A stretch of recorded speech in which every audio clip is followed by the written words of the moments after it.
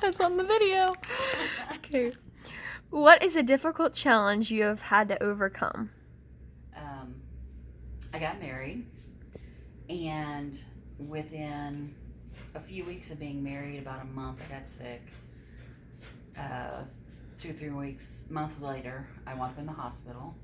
And basically, the first entire year of my marriage, my health declined rapidly. By spring break, because I was teaching, I was told I have severe allergies and to basically move or die. And so we, uh, my husband moved down to the Dallas area. We drove around one day, applied for jobs without him knowing what he was able to get, and we basically turned our life upside down within 2 3 months and moved. And, and the next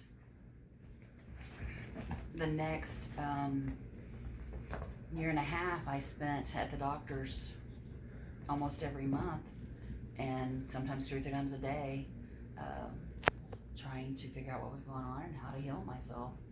And then I spent about 4 more years working through all allergies you can imagine.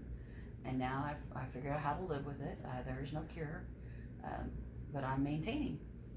Okay. Did your morals or values help in the situation? If so, how? I would say definitely. I have a very strong faith base, and there were days that um, I could not stand up straight because the cramping in my stomach was so bad. And I just pray and say, God, you're going to find an answer for this. Because the doctors would say, we don't know what's wrong with you. Or you have a disease that was, it's an umbrella disease. They didn't have a specific answer, but they didn't know exactly what to do with it. They just called it a certain thing, and it wasn't an answer, and it wasn't something curable. And I just kept leaning on my faith and saying, God, you know what's going on. Figure this out. And I kept people around me that had the same faith base that were praying for me consistently. And I went to doctors that had a strong faith, and I had a couple that looked at me and said, we know something's wrong. We don't know what it is, but we're going to help you. So keeping that base of strong faith and never giving up, that I would overcome, or at least maintain. What is your life purpose or goal? Oh, that's an easy one. 10 years old, I wanted to have children. But in my house, you had a way to do things, because that faith base started really young. You got married, you had an education, and then you had children. And so I started planning. By the time I was a sophomore in high school, I had done a research paper that, those yucky things all you kids have to do. Did one of those, and I did it on the thing that I love the most, which was 4-H, about a county extension agent. And at that time, I decided to be a county extension agent, work with the 4-H program. So I got married, to be a teacher till I had children, and then be a stay-at-home mom. And when I found the right man for my life, I told him a deal breaker would be if I couldn't be at home to raise my children. So that's exactly what I did. I was extension agent, 18 months. We got married. I went into teaching. That was the only job available that fit my skills. And I taught. I was told I couldn't have children because of all those health issues. I quit teaching because I felt like it was tearing me up that other people could have kids and I couldn't. I started selling hardwood flooring and worked out of my home. And within about 5 months, I was told I was 8 weeks pregnant. And I've been a mom ever since, and that is my biggest career goal, the hardest struggle I've had, but the most rewarding. How do you deal with conflict or tension in the workplace, home, and in public settings? How has this impacted your life? That's a good question. Let's talk about home. I grew up in Leave It to Beaver. That may be way before most of your kids' times, But Leave It to Beaver, you never saw Warren and Judy, I believe that was their names, the parents, you never saw them fight.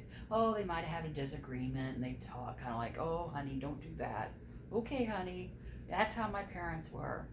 So I never saw disagreements. I remember the 2 fights my parents had that were just really bad and thought, okay, that's something I don't want. And I got married and my allergies, I was a very happy-go-lucky person. The allergies that I mentioned turned my world upside down.